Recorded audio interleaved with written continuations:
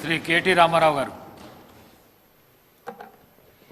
అధ్యక్ష, ముందుగా గౌరవ మంత్రి గారికి, ఎందుకంటే వారు లెజిస్లేటివ్ అఫైర్స్ మినిస్టర్ కూడా, వారిని అడగదలుచుకుంది ఏమంటే అధ్యక్ష, వారు పెట్టిందేమో తీర్మానం అన్నారు. తీర్మానం కాపీస్ అయితే మాకెవరికి రాలేదు. తీర్మానం అన్నారు, చర్చ ప్రారంభించారు. మరి నేనేమనుకున్నానంటే, ఎందుకంటే ఇంత ప్రాముఖ్యత కలిగిన అంశం కాబట్టి గౌరవ ముఖ్యమంత్రి గారే మరి రాష్ట్ర ప్రభుత్వ పక్షాన సమర్థవంతంగా తీర్మానం ప్రవేశపెడుతూ వాదన వినిపిస్తారేమో అనుకున్నాను. కానీ మరి వారు ఏ కారణం చేతనో కానీ ముఖ్యమంత్రి గారు మాట్లాడడం లేదు. వారి సహచర మంత్రివర్యులతో మాట్లాడించినారు. మరి ఇక వారికి మాట్లాడడం ఇష్టం లేక మాట్లాడతలేరా, ఇబ్బంది అయి మాట్లాడతలేరా నాకు తెలియదు. కానీ అధ్యక్ష, మాకు గత 10 సంవత్సరాలుగా మేము అక్కడ ఉండి చెప్పిందే ఇవాళ శ్రీధర్ బాబు గారు చెప్పిన అధ్యక్ష, కొత్తదేం లేదు. స్పీకర్ సార్, ముఖ్యమంత్రి గారు వారికి పాపం వారి ప్రధాన ప్రతిపక్ష నాయకుడిని ఏదో అనిపించాలనే ఉబలాటం ఎక్కువ కనిపిస్తుంది. ఇంత అత్యంత కీలకమైన 4 కోట్ల తెలంగాణ ప్రజలకు సంబంధించిన హక్కులు, అనుమతులు, నిధులు సర్వం ఈరోజు మనం ఇక్కడ చర్చించుకుంటున్నాం.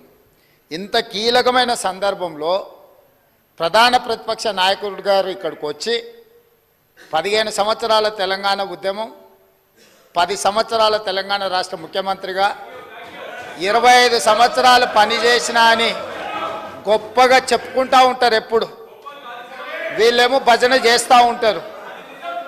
మరి అట్లాంటి అనుభవజ్ఞుడు ఇక్కడ వచ్చి కూర్చొని ఈ సభలో చర్చించి ఇందులో పాల్గొని కేంద్ర ప్రభుత్వాన్ని నిలదీయాల్సిన సందర్భంలో కూడా ఇక్కడికి రాకుండా మోడీ గారు వీరిక్కడికి వస్తే చూస్తే ఏమైనా జరుగుద్దేమనే భయంతో ఎక్కడో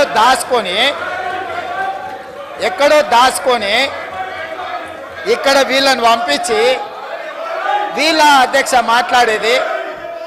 తెలంగాణ రాష్ట్ర ముఖ్యమంత్రిగా కేంద్ర ప్రభుత్వం నిన్న ప్రవేశపెట్టిన బడ్జెట్లో తెలంగాణకు జరిగిన అన్యాయాన్ని, నిధులను, అనుమతులకు సంబంధించి నిన్నటికి నిన్న స్పష్టంగా మా మంత్రివర్గ సహచరులకు చెప్పడమే కాకుండా ఈరోజు ఈ సభలో ఈ తీర్మానాన్ని ప్రవేశపెట్టి అందరి అభిప్రాయాలను తీసుకొని ఈ తెలంగాణ రాష్ట్రానికి న్యాయం చేయాలని మా ప్రభుత్వం ముందుకు వచ్చింది.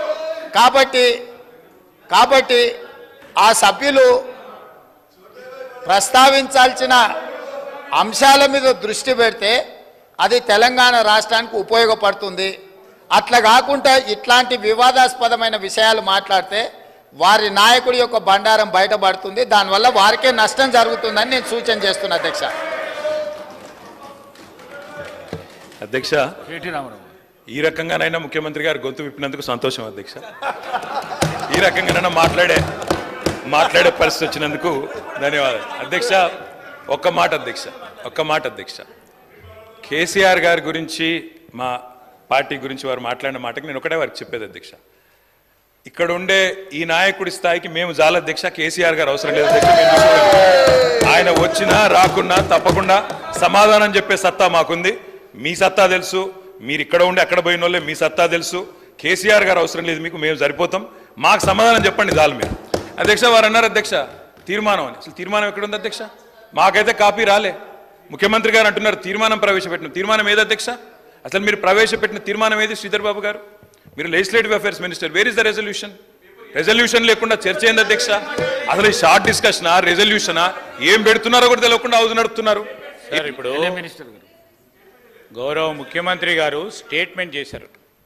స్టేట్మెంట్ చేసి మీ అభిప్రాయాలను తీసుకొని చాలా డెమోక్రటిక్గా పోతా ఉన్న సందర్భం. మీరు డెమోక్రసీ వద్దు, డెమోక్రటిక్ పోవద్దు అంటే మేము స్పెసిఫిక్గా తీర్మానం చేస్తాం. దాని పరంగానే దాంట్లోనే మీరు ఆ అంశాల విషయంలోనే మేము డెమోక్రటిక్గా ఒక స్టేట్మెంట్ చేశాం.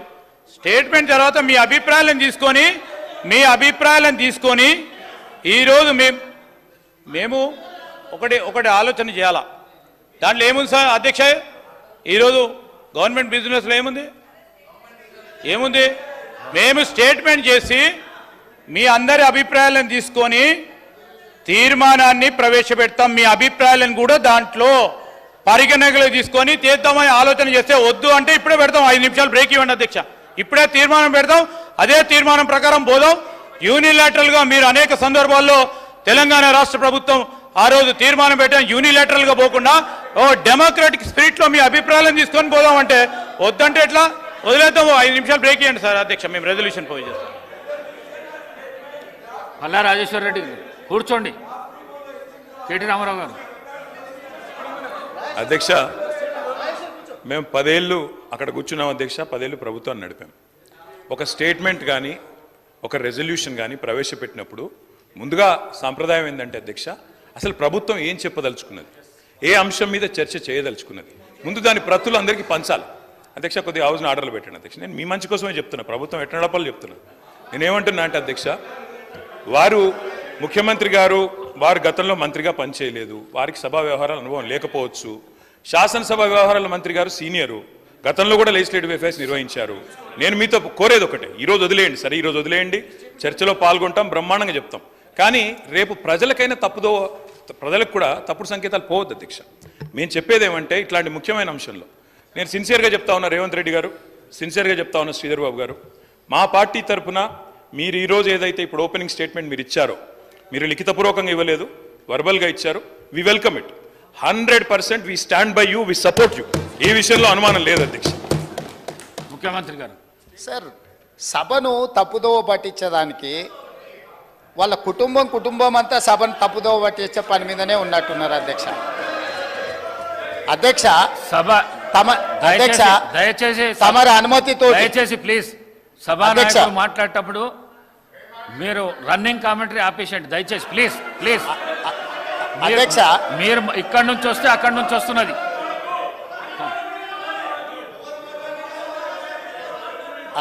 అధ్యక్ష, నేను వారు మేనేజ్మెంట్ కోర్ట్ అనే అనుకున్నా కానీ యాబ్సెంట్ ల్యాండ్ లార్డ్ కానీ కూడా ఇప్పుడు అర్థమవుతుంది అధ్యక్ష. అధ్యక్ష, ఇనీషియల్గా నేను మీ అనుమతితో కేంద్ర ప్రభుత్వం 2024-2025 ఆర్థిక సంవత్సరానికి ప్రతిపాదించిన బడ్జెట్లో తెలంగాణ రాష్ట్రానికి కేటాయించాల్సిన నిధులు, ఇవ్వవలసిన అనుమతుల విషయంలో చూపించిన వివక్షపై సభలో చర్చకు అనుమతించవలసిందిగా కోరుతున్నాను అని స్పష్టంగా చర్చ కోసం నేను అనుమతి అడిగిన. వారు తీర్మానం ప్రవేశపెట్టినరు, తీర్మానం మాకు ఇవ్వలేదు. ఏంది అధ్యక్ష? ఎవరిని తప్పుదోవ పట్టిస్తున్నాడు అధ్యక్ష? ఇప్పుడు సమయానికి రాడు, ఆలస్యంగా వస్తాడు, వచ్చిన తర్వాత అవగాహన రాహిత్యంతో మొత్తం చర్చను, ఇంత సీరియస్ ఇష్యూ రాష్ట్రానికి జరుగుతున్న అన్యాయం మీద గంభీరంగా సభలో చర్చ జరుగుతుంటే అవగాహన రాహిత్యంతో అనవసరమైన వివాదాలను కెలికి తీసి ఈరోజు మాట్లాడే ప్రయత్నం చేస్తుండే ఆ సభ్యుడు. మళ్ళొక్కసారి స్పష్టంగా ఒకవేళ వారికి ఒకవేళ కాగితం లేకపోతే కాగితం పంపిస్తా. నేను మొదట చర్చ చేయండి అని చెప్తున్నాం. మీ అభిప్రాయాలు తీసుకోవడానికే చర్చ పెట్టినాం. మీ అభిప్రాయం ఏంది? మొన్న ఢిల్లీకి పోయి చీకట్లో మాట్లాడుకొచ్చుకున్నదే మీ అభిప్రాయమా? సభలో ఇంకేమైనా వేరే అభిప్రాయం ఉందా? మీరు ఏం చెప్తారో చెప్పడానికి మీకు అనుమతి ఇచ్చినాం. అది చెప్పకుండా వివాదాలు చేసి ఏదో ఒకటి మాట్లాడితే మీరు సభలో నుంచి బయటికి పంపిస్తే అబ్బా బతుకురా జీవుడా అని తప్పించుకొని పారిపోదామని ఇట్లాంటి ప్రయత్నాలు చేస్తున్నారు అధ్యక్ష. కానీ బయటికి పంపొద్దు అధ్యక్ష. నించోబెట్టుండ్రి, వాళ్ళ అభిప్రాయం కనుక్కోండి, వాళ్ళు స్పష్టంగా చెప్పాల్సిందే. తెలంగాణ ప్రజల ముందల వాళ్ళని నించోబెట్టుండే అధ్యక్ష. చీకటి ఒప్పందాలతోని తెలంగాణకు అన్యాయం జరుగుతుంటే సభలో ఇంత ప్రధానమైన అంశం మీద చర్చ జరుగుతున్నప్పుడు ఇది తీర్మానమా, ఇది చర్చనా? స్పష్టంగా చర్చ అని నేను చెప్పిన అధ్యక్ష.